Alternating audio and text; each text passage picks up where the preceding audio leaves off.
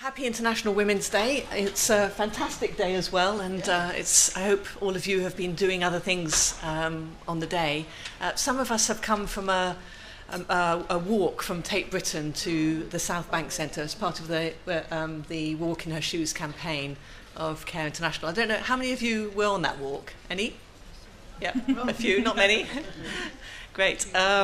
But I'm sure other of you have been involved in some of the other discussions downstairs. So I feel that it's important to put this particular discussion in the context of a lot of other things going on. And for me, that's very much what water is about, is it touches on so many other issues and aspects of women's lives. The way we were thinking of doing this is I will talk very briefly, and then as will each of the rest of the panel, and then we'll try and maximise the time for question and answer session. So I'm Helen Pankhurst, and I'm chairing this meeting, and I'll talk a bit more about some of my background, but then maybe just briefly if you just say who you are, and then... Yeah, my name is Alphonsine Kabagabo. I work for the World Association of Girl Guides and Girl Scouts as the Africa Regional Director, but I am also a trustee of Womankind. I can say more about Womankind later. I'm Lucy Delap. I'm a historian. I work on 20th century women's history, and I teach at King's College London, just right over the river there. Hi, I'm Shamila Jans. I'm the Learning and Research Advisor at WaterAid, and WaterAid is the UK's largest NGO working solely on water, sanitation and hygiene. Hi, my name is Judy Kosgei. I'm a journalist from Kenya. I mainly cover human interest stories and stories to do with women and girls and any other vulnerable groups in the society. Thank you. So a little bit from me. So I'm Helen Pankhurst. I'm related to Emmeline and Sylvia Pankhurst, and you might be thinking, oh, why is she talking about water and sanitation? She should be talking about political participation and all those issues. And political participation, I'll say that more slowly. Political participation I do talk about quite often, and I think is vital to women's rights. But I also think that some of the basic day-to-day chores, hindrances to women's lives needs to be tackled at the same time. So I feel passionately that water and sanitation is one of those areas that needs attention. And this came to me, I think, most forcefully when I lived for 1 year in rural Ethiopia. It was part of my thesis in the 80s. I lived in a village, I lived in a hut for a year that didn't have water and sanitation. And what I would do is once a week I'd go to the nearby town, and the nearby town happened to have some Ethiopian Baptist missionaries who happened to have one of these hot water showers where you heat the water, and then there's a very rudimentary shower system. And that was the highlight of my week, was on Saturday going to market, so-called, with my friends who were going to market, but actually I was going to have that shower. And I realised just how important, from just a basic decency of life point of view, water was. And the latrine issue was even worse, because I was living in a villagised community. This was one of the structures that the then government tried to introduce as part of its idea of socialism in rural areas, which was to bring everybody into straight lines and villages in the valleys. And it's all very well, but the huts were built, but no latrines were built. So we were living there without any latrines. You had to go out in the evenings or in the early morning and defecate in the open.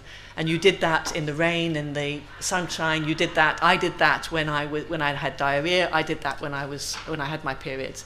And you got on with it. You got on with it because you did. You had to. But that kind of daily kind of I can't find the word, but it's something to do with the dignity, the lack of dignity that implied, was something that I realised. I was only living for 1 year, but many people had to for all of their lives. So to cut a long story short, I then, for the last 10 years, have been working primarily on water and sanitation issues, first with WaterAid as a country rep in Ethiopia, and then as a trustee, and then subsequently with CARE. So that's my background, and I could talk a lot more to some of the issues down the line if we get the time, or if that's relevant to the questions. But I'll pass on to Lucy next. Thanks, Helen. And it's been a really inspirational event. So I hope all of you have been as inspired as I have by the panels that I've been to today. Thanks for coming to this one. What I wanted to talk about is my work as a historian of women's lives, because we sometimes think of the UK as having kind of solved a lot of these problems of water and sanitation. And I want to talk today about just how recent that is. When we think about the 20th century, we often think about modernity and change and sort of sparkly new environments. But I want today to encourage us to think about what historians sometimes call the shock of the old. And by that they mean the ways in which old technologies, old ways of doing stuff, sometimes have a surprisingly long shelf life, much longer than we might think. So today I want to just bring into our purview, bring onto our horizon the old technologies, things like the chamber pot, things like the bucket toilet or the earth toilet, things like the rag as a way of managing menstruation. These things are actually present and very significant in women's lives well into the 20th century. So let's just take a couple of examples. The first one I wanted to talk about was laundry. And laundry is something which hopefully most of us stick in the washing machine, turn it on, and that's more or less the extent of the labour. But some of you may have memories in your families of so-called Blue Monday. Monday was the day that the wash started on. And Blue Monday was a day of very, very heavy labour, of carrying water, the clean water up to be able to wash the clothes, of using scrub boards, washboards, using coppers, using dollies to move around the clothes. And these were clothes that, there was no 40-degree cycle. We're talking about boiling clothes here. So lots and lots of steam, condensation running down. Very, very heavy labour. That's just the first day of it. It's estimated by historians that if you had a small family in the early 20th century, as a woman you were likely to spend 3 days a week managing that labour. So Blue Monday is followed then by the day when you're trying to dry the clothes, often without proper drying racks, without access necessarily to outside. So we're talking about, small fires that then become draped with laundry. Again, very poor living conditions resulted, terrible problems that people had with lung conditions because of all the condensation. And then the third day might be the ironing, 10-pound irons that you have to heat up on the range and folding and putting away. That's 3 days, and that's for a small family. And of course, small families were not the norm in that period. So we're talking, just for the laundry alone, we're talking sort of pretty never-ending, back-breaking labour. In the 20th century, most British homes, if you were in a city, had some kind of piped water. But it's worth kind of probing beneath that statistic a little bit to kind of ask, what does that mean? What did piped water mean? It really just meant a single cold tap, normally coming in at the ground floor. And a lot of people were living in shared houses or tenements where they were having to, if they wanted water in their living space, they had to carry it up and down the stairs. Just think about the labour of carrying that water, carrying the clean water up and the wastewater down. We're also talking about a situation in which quite a lot of urban houses had water closets, they had toilets, but again, they were shared toilets. They might be on a single landing or in a yard where lots and lots of families were sharing them. So the reality was that even where we start to see sanitation coming through into women's lives, it's still very hard labour. And that's the cities. If you live in a rural zone, less than half the houses had piped water in the early 20th century. And in that period after World War I, when people were saying, we want homes fit for heroes, we want to transform our living environment, that actually translated into people building council houses that still didn't have toilets. They were still building houses with earth closets, earth toilets, in the 1920s and 30s. So things changed very, very slowly. Now, I can see you're all there thinking, but things have changed. And yes, there is a change, and the change happens really around the 1950s. That's the decade when women start to get access routinely to things like sanitary towels, disposable nappies become affordable and available. Washing machines start to become available, although even then, 40% of people do not have a washing machine in 1966. And if you do have a washing machine, it's not automatic. So you have to feed it with the soap and the water within the cycle. So again, old technologies are still very dominant in women's lives. Why do things change in the 1950s? It's really clear what happens. Those technologies were already available. They were routinely experienced in American houses, for example. So it's not that the technologies weren't available. what changes is that women start going out to work.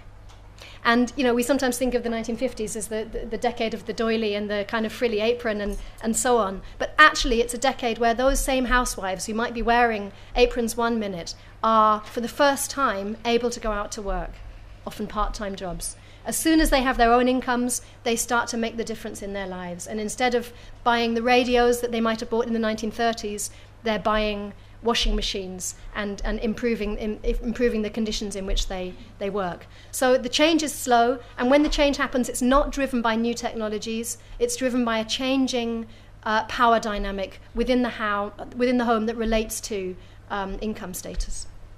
Thank you. Thank you very much. And moving from the past in the UK to Shamila, did you want to? Yeah, sure. Great. Thanks, Helen. So thank you, everyone, for coming. It's really fantastic. We're so happy that we had to get extra chairs in as well. So I want to do just a quick poll. So how many of you went to the toilet before this talk? Hands up, please. I did. I was a bit nervous. So. And imagine now you knew before this festival started that there were going to be no toilets, there was going to be no clean drinking water. How many of you think you would have attended it anyway? Speaks for itself, doesn't it? Now, another question. So how many of you have got your periods at the moment? Okay, thank you. You may be embarrassed to say, but, you know, imagine now you wanted to come to this festival, you had your period, and you knew there were going to be no toilets, no water, no hygienic facilities. So just bear that in mind for a minute. That's a daily reality for 1 in 3 women around the world. 1.25 billion women across the world don't have access to, I'm going to say WASH. Some of my colleagues might not like this because it's an acronym, but I've only got 5 minutes. So when I say WASH, I mean water, sanitation, and hygiene, okay? So 1.25 billion don't have access to WASH. Now, not having access to WASH affects men and women differently due to our cultural and biological needs.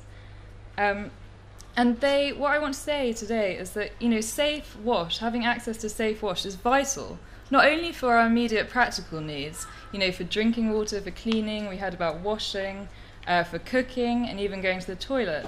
But today what I want to emphasize, it's also imperative for us as women, for our longer term and strategic interests as well. This year, you know, today is International Women's Day, and it's all about inspiring change. So I want to take a few minutes just to explain to you how having access to something as simple as a bucket of clean water can really bring about a change in the lives of women. So you might be thinking, okay, well, why is WASH important? Okay, so firstly, it's for our health.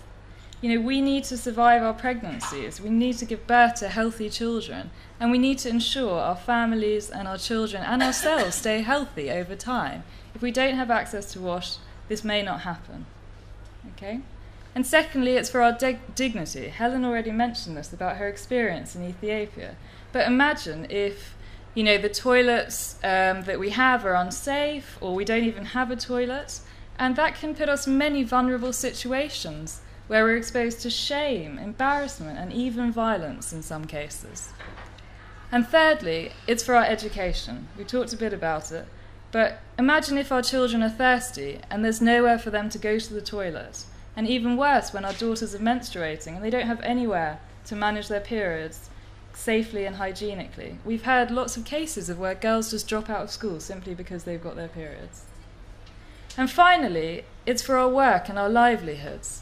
You know, if we didn't have to spend hours looking for water or hours looking after our children who are sick because we don't have access to safe water or hygiene or sanitation, then we could free up our time. As women, we could decide what we want to do, invest in our futures, go back into education, earn a living, for example, and become economically independent. Okay? So nowhere in the UK is that a problem for us. We all needed the toilet before this talk. We all found somewhere to go to the toilet. We were a bit thirsty, so we all managed to get a glass of water. So late last year, I was in Itahari, which is a small town in the eastern part of Nepal.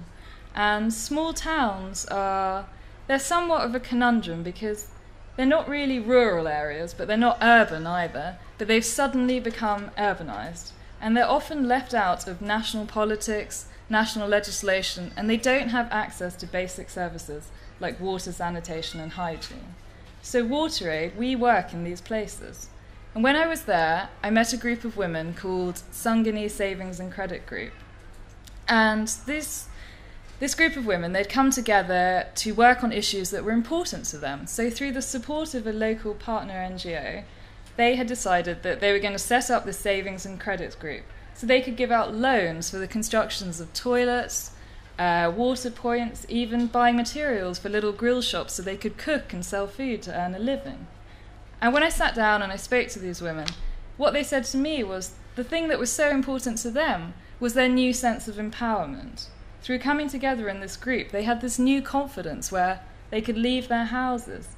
You know, they could talk about periods and menstruation. It wasn't a taboo anymore. They had free time to do work, whether it was working in fields or productive work or earning a living. And it was absolutely fantastic to meet them and hear about this. And they had so much confidence, they'd gone to the municipality and demanded that, you know, they sort the roads out and tarmac them and clean them up. So it was brilliant.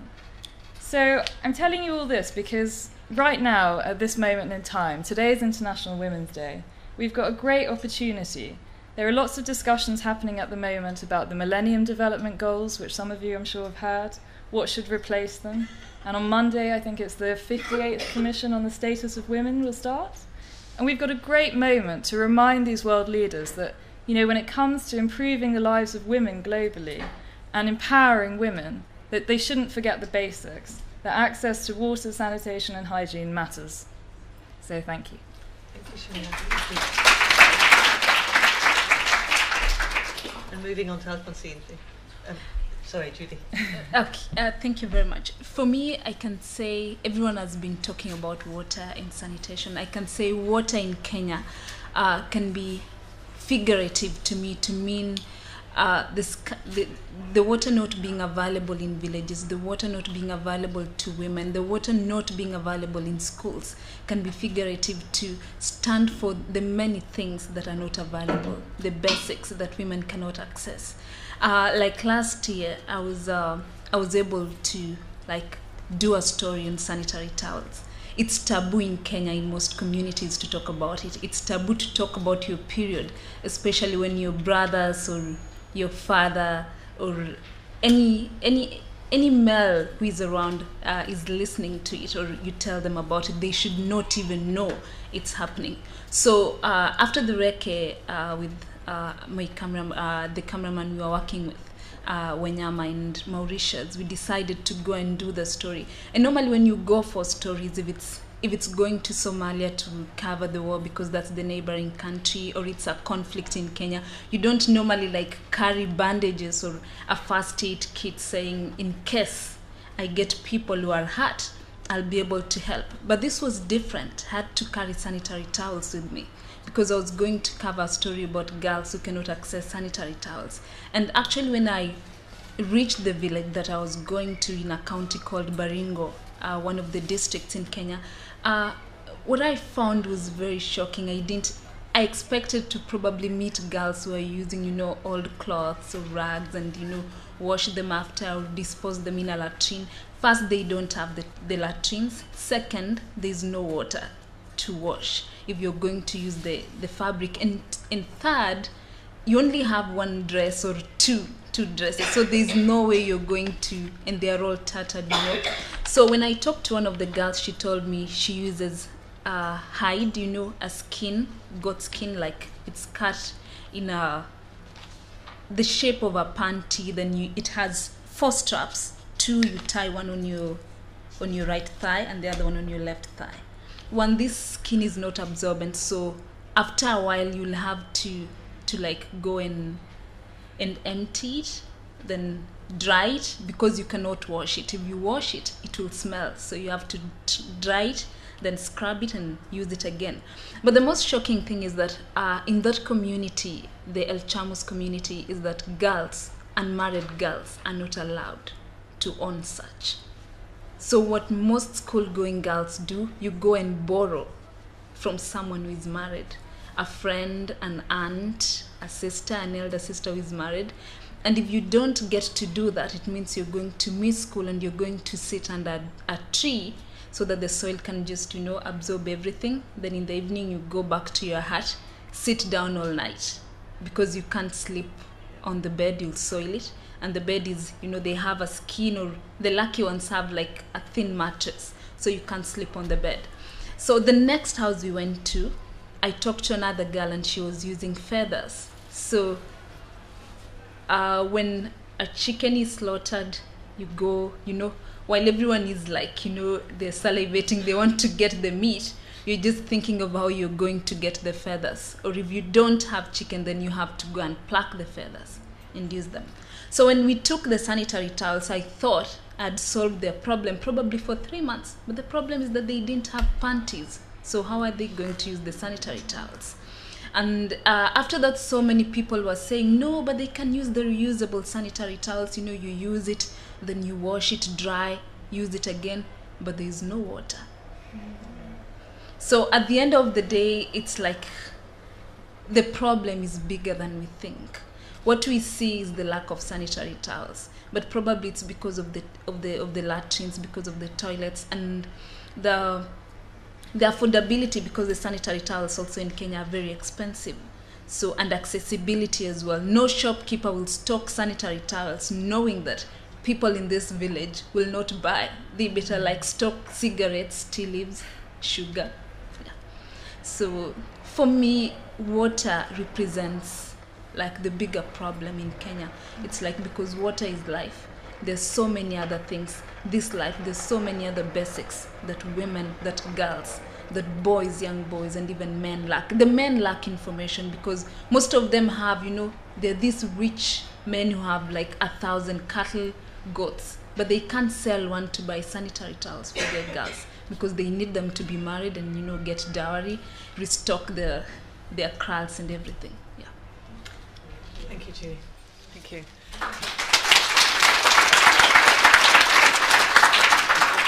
And over to Alphonsine as our last speaker. Yeah, thank you. As I say, my name is Alphonsine, and I am originally from Rwanda, so I can relate very well with most of the things you said. Actually, when you were talking, what happened here in 1960, I was thinking it's still the case in many countries in Africa, despite these days we are talking about Africa developing much. But when I was thinking how I'm going to talk about in 5 minutes about all that, and I have to say I'm not at all a specialist of water. I work for the World Association of Girl Guides, and I am more a passionate person about women empowerment, many young girls, to give them opportunity to develop. But when I was reflecting it, I said, actually, water is life. Water is the basic. And when I was trying to put together something, I got to read a story, actually, a girl from Kenya, who is a girl guide, and she came to one of our training, and we were talking about environment, how environment is affecting us, and how that. And she said something, I think if I have it, I will read it for you. But she said, I came from a middle class family, but every night I have to wake up because water came only at night. We have water in the house. It's not like I have to go outside. We have water in the house, and last year she was talking about it. Every night as a girl and my mom, we have to wake up and fill the tank or make sure there is water. My brother and my dad are sleeping. They don't even know that we need to make sure there is water for the morning for them to be able to wash, to be able to drink. So I was thinking it's so related to women. So basically, women, I think in general, they are in charge of water management in the household. But often they are not associated to the water management in terms of, producing water, the facilities. And I was thinking that's where we have to go. How do we empower women? And that's where, in my organization, where I work first, in the World Association, how do we empower girls and young women to be in the decision-making position? That will allow them to influence decision where water should be, where, those facilities. That's one thing. But also as a trustee of womankind work a lot on violence against girls and young women. And we're reflecting how much also that is connected with water and sanitation. Because so many young girls, even women, they have to go to look for water and they have to walk very long distances. And that exposes them to violence, sometimes to rape. I remember long ago when I was young in Rwanda, a cousin of mine, she was scared to go to look for water because there were boys who were always waiting for her. And she couldn't even tell her mom easily. That's by going to work for water, I am so scared. So she will come to us and get someone to go with her. Because she was so scared. Because once or twice they tried to rape her. So water, the lack of water in the house, which is still the case in, I want to talk about statistics, water aid, or all of you will know better. The lack of the house in your house, water in your house, even around you, when you have to work like hours, expose you to violence as a young woman or as a woman. That's very important. So the secondary sanitation, as everyone said, sometimes you have to wake up at night and go outside because there are no facilities in the house, or you have to even cross a forest or whatever or to go outside in a forest. You expose yourself to violence. So that's why Womankind, which is a very big organization, that really is a right women organization that supports women to fight for their rights. We really try to say, what can we do to make sure that even if our main thing is not water, but we make sure that women are empowered to be able to have water. So to minimize the violence they can experience, but also to give them opportunity to do other things, to go to education. So, and now I'm going to talk very briefly about that. As I work for the World Association of Girl Guides and we focus on education. And again, from my even early age experience, I was privileged to come from a family when I could have water in the house, not every day, because again, it's not. But I used to go to the rural area, and that's where sometimes I think I became a kind of feminist. When I say, I used to go to the rural area, and I used to fight with some of my aunties because they will say, if there's no water, the girls should go to work for water and the boys go to school. And they used to say, no, that can't be allowed. Why the girls should, and also, even if the girls go to school, they come back in the evening, they have to do homework. And often there's no electricity. So you have to do your homework before it's dark. But you can't do that because you have to go to look for water. And often it's girls and not the boys. So that also really pushed me to say, how can we empower the girls and young women to really fight for their rights? But you can't do that without the men. So we come up with a lot of projects when we say we need to educate the girls, but also the men, to understand the importance of letting women be part of the decision-making in the community about water and sanitation and facilities.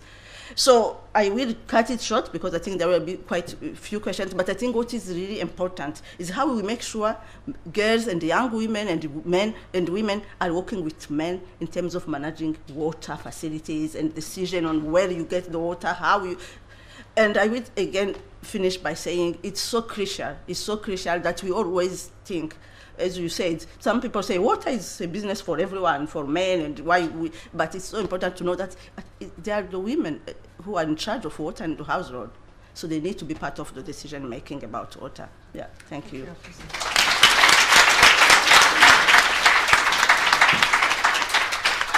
So over to you, really, if you've got any questions. What we were trying to do here is lay out the fact that historically it was such an important issue. Water and sanitation and improving conditions historically here were critical. They changed. Elsewhere, they are still changing and still need a lot of attention. And the links between water and all the other issues in terms of violence against women, in terms of the importance of women being involved in the management side of issues, in terms of the whole multifaceted aspect on women's lives that the whole hygiene and sanitation imply, the invisibilization of the burden, which is what this whole menstrual hygiene issue is about, the kind of the fact that it's not given the resources to address it, to make life easier for women, is really what these discussions have highlighted. But we've minimized our interventions to maximize yours, so any questions, please. There was a question at the back first, and then you there. In terms of sanitary towels, there's been an organisation called AXA, Action for Southern Africa, who have been raising this point for many, many years. I think, sadly, the charity is no longer around. But it's something that, in terms of the actual infections that this is causing and the deaths this is causing, and in terms of empowering the women in this country and in schools about connecting in their geography lessons about water being in the sea and in the rivers, but also connecting that to life and power as well, and choice. I was wondering what WaterAid are doing in terms of schools and education. Do you want to take a few? Should we? I don't know. Yeah, let's take a few then. Yeah, that question there. But you'll remember that one. Yeah. Yeah. Go ahead.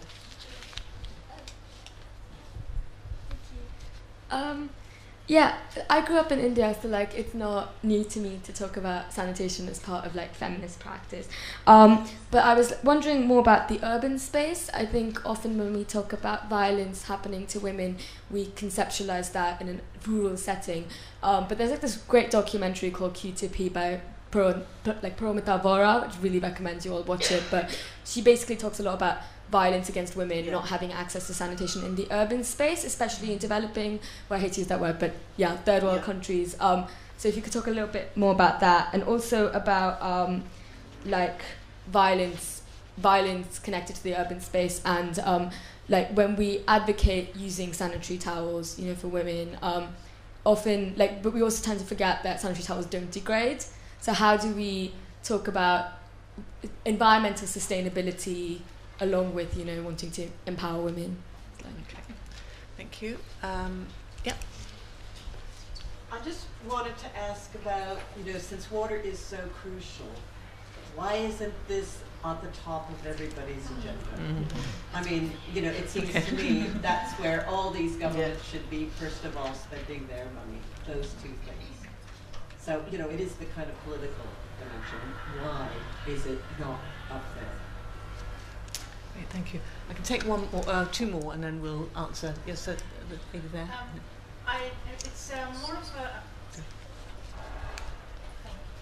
It's more of a comment rather than a question.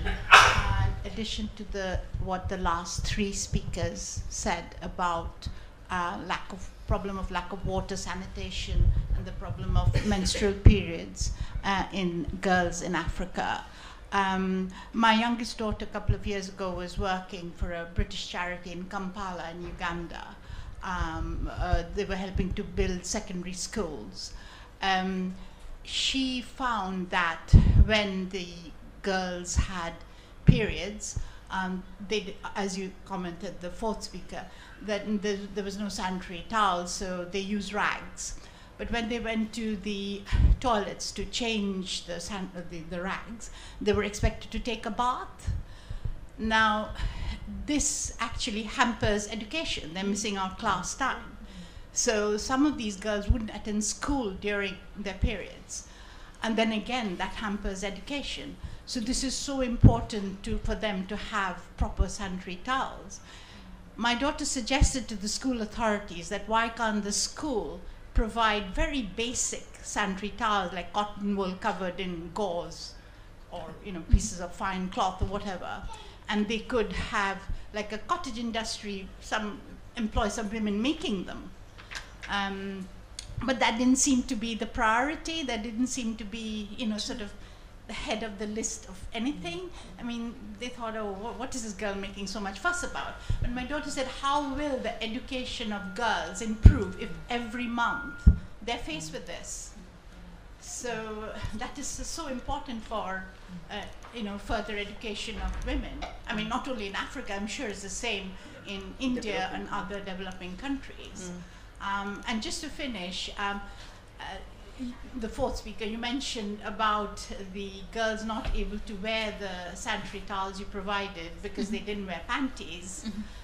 Many years ago, when I was growing up in India, we had these sanitary towels with loops on either side, which you actually either attach to belts or you could improvise by just having tapes, which you put around your waist and tied to the loops in front and back. And that you can wear without panties. Yeah. So that's a solution. But you still need water to clean up. The person behind you. And just to build on what's been said about the availability and cost of sanitary towels that that the in southern India the is it Murunankantham has invented a machine which costs around 700 Great British pounds, but has reduced the cost of sanitary towels to 2.5 pence per towel. So that's just to point out. Okay, thanks very much. We'll answer those questions and then go for another round. Should we just do it in this order? So there was a lot on menstruation. I wanted to comment about, someone talked about the priority, and I think women at times, even as we, go girl power, we are feminists, let's empower the women. In Kenya, if there's a time where women are empowered, it's now because of the new constitution. And we have, before even we talk about, the members of parliament, we will always have 47 women in parliament, because they introduced something called the women rep. So it's only women who can vie for that seat. So whichever woman gets it, it will always be a woman. But I was so surprised when the budget was slashed, because there was a program which was introduced in 2010 to provide free sanitary towels to the most needy. There was a formula that they were using so they could identify the districts which really need the sanitary towels, and depending on the numbers. So in the financial year 2010-2011, around 300 million was allocated for that program. They were targeting 2.5 million girls in a year, but of course only 500,000 girls were able to get the sanitary towels because of the 300 million. But the women are there seated in parliament, and the budget was slashed by 100 million. So which means even the 500, now less girls will be able to get the free sanitary towels. And now this current financial year, it was also slashed. So that's why we do the story. So I think at times priority, let's not even talk about the men. Let's talk about the women.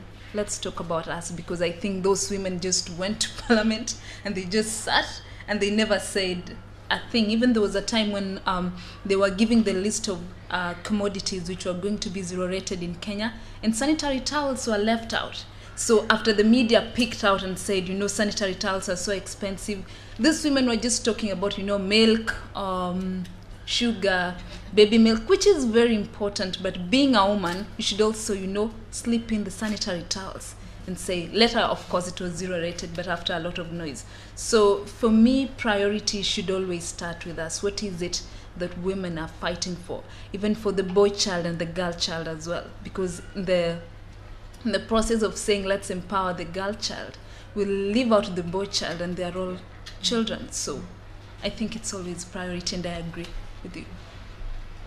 Yeah. So I think we had a question, first of all, I hope I get it right, about WaterAid and what we do in terms of educating schools and children in the UK about water and sanitation, not just in a geography point of view, but about the fact that water is life. And we do have a big education programme here where we do a lot of work in schools. There's a nice little booklet anyone can get about all these issues and sharing them with children across the UK. Yeah, I was going to get to that one. Yeah. And so then going on to menstrual hygiene and periods. Last year, working with a huge number of organisations, I think Cara was involved, Plan, lots of other NGOs, we released probably the world's thickest book on periods called Menstrual Hygiene Matters. And it's you can get it on our website, and it's a very comprehensive guide about the importance of water, sanitation, hygiene in terms of the context of managing periods. And it's the first of its kind. Nothing's ever been written that extensively. And so now using that manual, we're doing a lot of training workshops, working with lots of our partners across Africa and Asia to roll that out and to deal with all these comments that we've raised and been talking about periods and how big an effect they have on girls' education. And then I think the second question was on violence in urban areas. Yeah, it's absolutely critical. I mean, like I said earlier, when you're constructing a toilet, whether it's a communal toilet in a slum in Dhaka, for example, you really got to think carefully about the safety issues of women going there at night, you know, the privacy issues, is there a light? And then even, you know, when constructing latrines in rural areas, how are women going to get there? We talked a bit about this, you know, are there bushes, is it safe? So we've just worked with, through a DFID-funded programme to produce a toolkit about violence, gender, water, sanitation and hygiene. And that's going to be coming out in a month as well. So have a look out for that. But absolutely agree that it's, you know, it's a huge issue and we don't often think about it here when we can go to the toilet safely and privately, and even at schools as well, to reinforce that point. I remember a case story from Zambia where, you know, girls always go to the toilet in pairs. It's not just here and when we're out at night. But, you know, these children were telling us that because the boys just stand outside the girls' toilets and there's no locks on the doors. So they go in 2s or 3s or 4s because it's just not safe. Okay? Yeah. Thank you. And then I'll finish. No, I think I will just say in terms of education, just to say we probably what we need sometimes is to put together our effort to, because for example the World Association of Girl Guides working with the Scouts, we produce like this booklet which is Water Challenge Badge when we educate young, and it has some sanitation also program, when we educate young people from the young age to understand the importance of hygiene and all that. But I think I would like to say, as I said before, what is really matter in Africa right now, it's, I agree with my colleague from Kenya, it's that's how women also take responsibility to influence change, but working with men. Because we try to do a lot of program in Kenya and Rwanda and whatever, in slums to support girls to be safe, and not working with the boys. Boys did not understand what was it all about. So how do we build those programs and collaborate Water Aid with many other organizations to influence change? So I don't think I have more to comment on what has been said than emphasizing what I said before. I'm really interested by this conversation about menstruation and sanitary towels, because I think it really captures some of the very fundamental issues that women face in public policy terms. And we've kind of linked it to safety, violence, we've linked it to hygiene, we've linked it to loss of education rights. But we could maybe even go a little bit deeper than that. In British history, one of the kind of fascinating questions for my students is why, when there's so much change in women's lives, in getting the vote, in getting entrance to careers in the early 20th century, why is it that if we look at the church, women's ordination comes so late in the late 20th century? And the answer, believe it or not, is menstruation. If you look at the debates, the church are saying, and sometimes they're saying this openly, sometimes they're hinting at it, they're saying the reason why we can't imagine a woman in a position of authority in the church is because they have this disgusting feature about their bodies. And you know, the male hierarchy in the church genuinely finds women's bodies disgusting. So the shame and the tabooed nature of menstruation, I think, is really important. In 1971 was the last point where in Synod, there was a woman actually who stood up and said, we can't possibly have women priests because of this periodic uncleanness, is what she said. So, you know, she was very, very overt about that. I still think that's there. I still think that girls feel ashamed about periods, and boys use it as a way of shaming them. And, you know, we need to address that bigger, deeper question about, you know, what are our bodies, and what can we do in public, and what can we say in public around women's bodies.